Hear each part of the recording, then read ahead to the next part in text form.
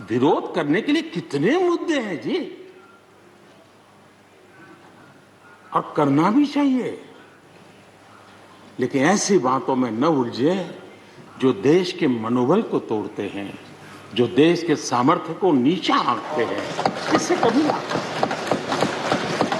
कभी लाभ नहीं होता है। हमारे कोरोना वॉरियर्स, हमारे फ्रंटलाइन वर्कर्स, आप कल्पना कर सकते हैं जी, जब चारों तरफ भाई कहीं किसी से कोरोना आ जाएगा तो ऐसे समय ड्यूटी करना, अपनी जिम्मेवारियों को निभाना, ये छोटी चीजें नहीं है। इसका गर्व करना चाहिए, उनका आदर करना चाहिए, और इन सब के प्रयासों का परिणाम है कि देश ने आज ये करके दिखाया। हम जरा भूतकाल की तरफ देखें, ये आलोचना के लिए नहीं है, उन स्थितियों को हमने जिया है। कभी चेचक की बात होती थी, कितना भय फैल जाता था, पोलियो कितना डरावना लगता था, उसकी वैक्सीन पाने के लिए क्या क्या मेहनत करनी पड़ती थी, कितनी तकलीफें उठानी पड़ती थी, मिलेगा कब मिलेगा, कितना मिलेगा, कैसे मिलेगा, कैसे लगाएंगे, एक दिन हमने बिताए हैं। ऐसी स्थिति में उन दिनों को अगर याद करें तो पता चलेगा कि आज जिनको थर्ड वर्ल्ड कंट्रीज में गिना जाता है, वो देश मानव जात के कल्याण के लिए वैक्सीन लेकर के आ जाए। इतने कम समय में मिशन मोड में हमारे वैज्ञानिक भी जुटे रहे। ये मानव जात के इतिहास में भारत के योगदान एक गौरवपूर्ण गाथा है। इसका हम गौरव करें और उसी में से एक नए आत्मविश्वास की प्रेरणा भी जगती है। हमने उस नए आत्मविश्वास की प्रेरणा को जगाने के ऐसे प्रयासों को आज देश गर्व कर सकता है कि दुनिया का सबसे बड़ा टीकाकरण अभियान इसी मेरे देश में चल रहा है। विश्व में तेज गति से टीकाकरण आज कहीं हो रहा है तो इसी हम सब की मां भारती के गोद में हो रहा है।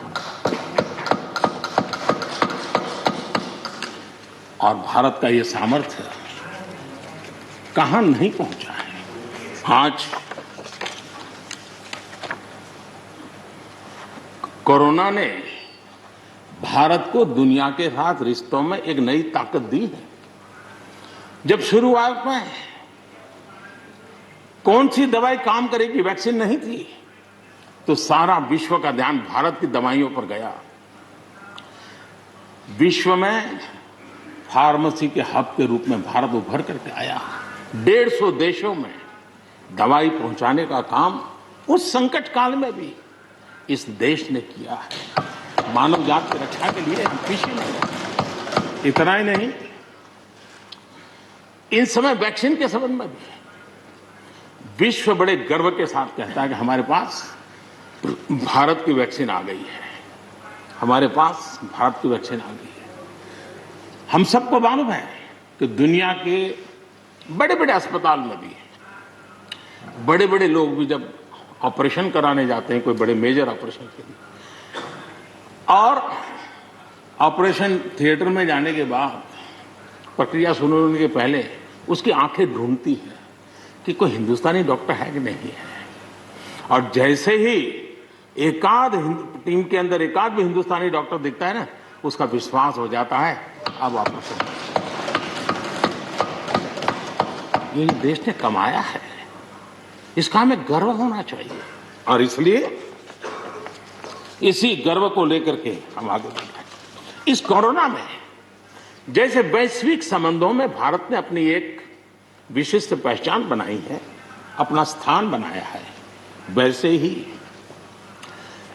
भारत ने हमारे फेडरल स्ट्रक्चर को इस कोरोना के कालखंड में हमारी अंतर्भूत ताकत क्या है, संकट के समय हम कैसे मिलकर के काम कर सकते हैं, एक ही दिशा में सब शक्तियां लगा करके हम कैसे प्रयास कर सकते हैं, ये केंद्र और राज्य ने मिलकर के करके दिखाया है। मैं राज्यों को भी, क्योंकि इस सदन में राज्यों की अपनी फ्लेवर होती है, और इसलिए इस सदन में तो मैं विशेष रूप से राज्यों का भी अभिनंदन करता हूं और कोऑपरेटिव फेडरलिज्म को ताकत देने का काम, इस कोरोना के संकट को अवसर में पलटने का काम हमारे सभी ने किया है। इसलिए सब कोई अभिनंदन के अधिकारी हैं।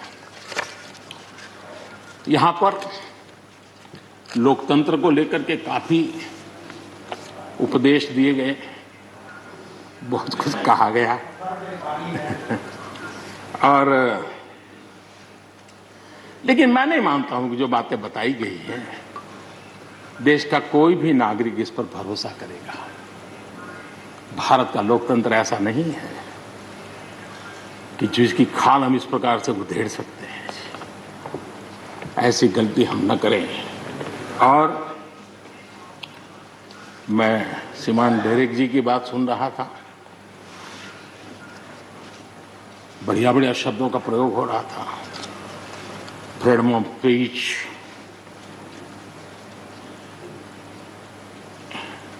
इंटिमिडेशन,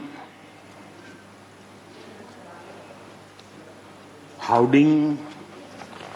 जब शब्द सुन रहा था तो लग रहा था कि ये बंगाल की बात बता रहे हैं कि देश की बता रहे हैं।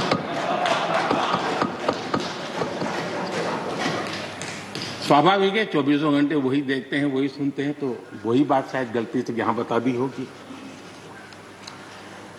कांग्रेस के हमारे बाजवा साहब भी काफी अच्छा बता रहे थे इस बात, और इतना लंबा खींच करके बता रहे थे तो मुझे लग रहा था बस आप थोड़ी देर में ये इमरजेंसी तक पहुंच जाएंगे।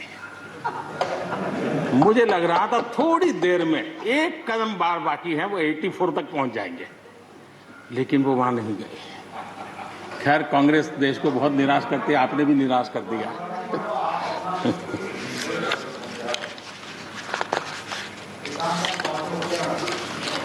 माननीय सभापति जी,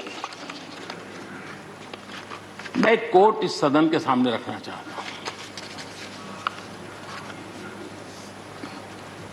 और खास करके लोकतंत्र पर जो लोग शक उठाते हैं, भारत की मूलभूत शक्ति पर जो शक उठाते हैं, उनको तो मैं विशेष आग्रह से कहूंगा कि इसको समझने का प्रयास करें। हमारा लोकतंत्र किसी भी मायने में वेस्टर्न इंस्टीट्यूशन नहीं है, ये एक ह्यूमन इंस्टीट्यूशन है।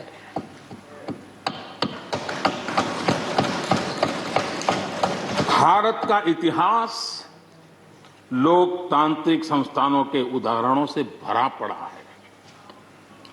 प्राचीन भारत में 81 गणतंत्रों का वर्णन हमें मिलता है। आज देशवासियों को भारत के राष्ट्रवाद पर चौतरफा हो रहे हमले से आगाह करना जरूरी है। भारत का राष्ट्रवाद ना तो संकीर्ण है, न स्वार्थी है और ना ही आक्रामक है। ये सत्यम शिवम सुंदरम के मूल्यों से प्रेरित है। अनकोट।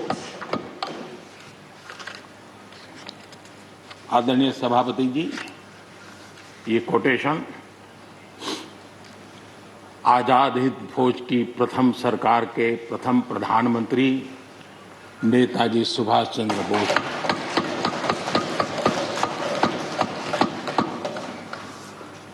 और संयोग है कि 125वीं जयंती आज हम मना रहे हैं।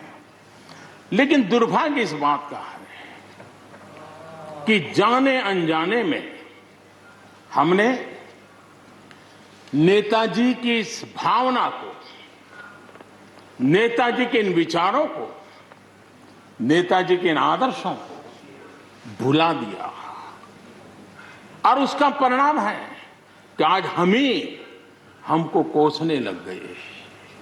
मैं तो कभी कभी हैरान हो जाता हूं। दुनिया जो हमें कोई शब्द पकड़ा देती है, हम भी उसको पकड़ करके चल पड़ते हैं। दुनिया की सबसे बड़ी डेमोक्रेसी, दुनिया की सबसे बड़ी डेमोक्रेसी, दुनिया की सबसे बड़ी डेमोक्रेसी सुनते हैं हमको भी अच्छा लगता है। हाँ यार, भारत विश्व की सबसे बड़ा लोकतंत्र।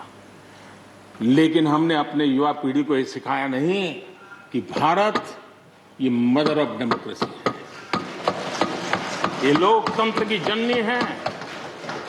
हम सिर्फ बड़ा लोकतंत्र है ऐसा नहीं है, यह देश लोकतंत्र की जननी है। ये बात हमें हमारी आने वाली पीढ़ियों को सिखानी होगी और हमें गर्व से इस बात को बोलना होगा, क्योंकि हमारे पूर्वजों ने विरासत हमें दी है। भारत की शासन व्यवस्था डेमोक्रेटिक है। सिर्फ इसी वजह से हम लोकतांत्रिक देश नहीं है। भारत की संस्कृति, भारत के संस्कार, भारत की परंपरा, भारत का मन लोकतांत्रिक है और इसलिए हमारी व्यवस्था लोकतांत्रिक है। ये है इसलिए ये है ऐसा नहीं है, मूलतः हम लोकतांत्रिक हैं इसलिए ये है। और ये कसौटी भी हो चुकी है देश की। आपातकाल के उन दिनों को याद कीजिए, न्यायपालिका का हाल क्या था, मीडिया का क्या हाल था, शासन का क्या हाल था। सब कुछ जेल खाने में परिवर्तित हो चुका था, लेकिन इस देश के संस्कार, इस देश का जनमन जो लोकतंत्र के रंगों से रंगा हुआ था, उसको कोई हिला नहीं पाया था। मौका मिलते ही उसने लोकतंत्र को प्रस्थापित कर दिया। ये लोगों की ताकत, ये हमारे संस्कारों की ताकत है, ये लोकतांत्रिक मूल्यों की ताकत है। मुद्दा ये नहीं है कौन सरकार नहीं, मैं उसकी चर्चा नहीं कर रहा हूं और न ही मैं ऐसी चीजों में अपना समय लगाने के लिए यहां आप लोगों ने मुझे बिठाया है।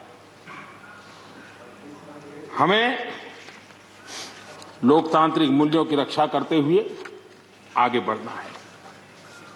आत्मनिर्भर भारत के संबंध में भी चर्चा हुई। मैं हमारे साथी धर्मेंद्र प्रधान जी के बहुत ही अभ्यासपूर्ण और आत्मनिर्भर भारत की हमारी दिशा क्या है उसका विख्यात विस्तृत उन्होंने बयान किया है। लेकिन एक बात सही है कि आर्थिक क्षेत्र में भी आज भारत की जो एक पहुंच बन रही है, कोरोना काल में दुनिया के लोग निवेश के लिए तरस रहे हैं, सारी बातें बाहर आ रही हैं, लेकिन भारत है जहां रिकॉर्ड निवेश हो रहा है। सारे तथ्य बता रहे हैं कि अनेक देशों की अर्थस्थिति डामाडोल है।